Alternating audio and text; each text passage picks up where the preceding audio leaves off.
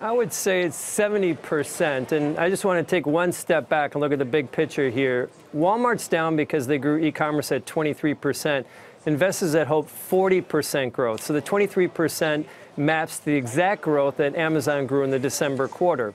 Amazon's e-commerce business is 8 times bigger than Walmart, so Walmart obviously should be growing faster. So I think that just puts some context into the magnitude. So Carl, to answer your question, I think that this is largely driven by Amazon. But I think that what we're talking about today with what's going to happen in healthcare is going to be another battlefield that Walmart's going to have to face against Amazon as well. Walmart and I assume other chains as well. Who, Gene, in your view, has developed the best fix, the best lock for this key, this puzzle that Amazon poses?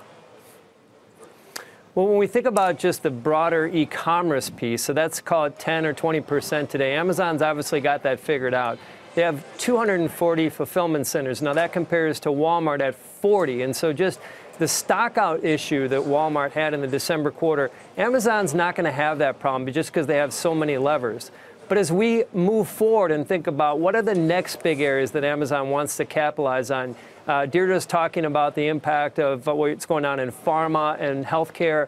Now, this is a particularly complex problem for Amazon because you can't solve that just by an online offering. People need to get some form of healthcare. This is obviously what CVS has done a great job with. And I think what it gets to is a bigger trend you're going to see in the next several years where Amazon will get more aggressive at brick and mortar, traditional areas where people can walk into, whether it's for instant gratification purchase or it's for getting some quick health care, like a minute clinic type of a thing. Gene, putting aside the pharmaceutical issues, as you highlight, more difficult, but when it comes to consumer staples, we had 2 previous Walmart analysts on. One of them said Amazon is the grim reaper for this consumer staples sector. Doesn't sound like you would disagree.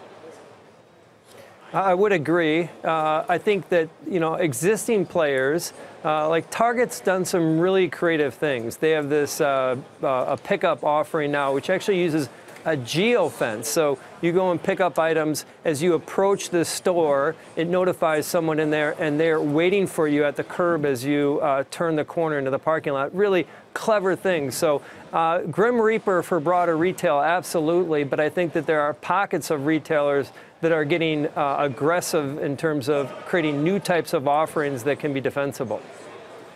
Gene, if you're right about Amazon and their ambition to have a better offline shopping presence, if we're going to be having Amazon Go stores in every corner, I mean, how do they solve that from a real estate standpoint? Because it's not going to happen on the Whole Foods store base.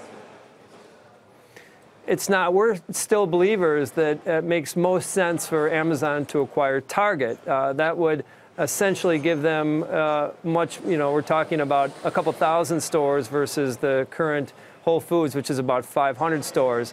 This idea of Amazon Go is a clever experiment, but it doesn't scale. We're talking about a 1,500 square foot convenience store that is limited to the number of people that can be in there. If, in fact, in the future, long term, offline is going to be called 45% of what's bought, these Amazon Go stores just simply won't get the job done. It's going to need a much bigger footprint, and as you talked about, provisioning real estate is a big problem. And so I think this M&A route, longer term, is the right move for Amazon. Hey there, thanks for checking out CNBC on YouTube. Be sure to subscribe to stay up to date on all of the day's biggest stories. You can also click on any of the videos around me to watch the latest from CNBC. Thanks for watching.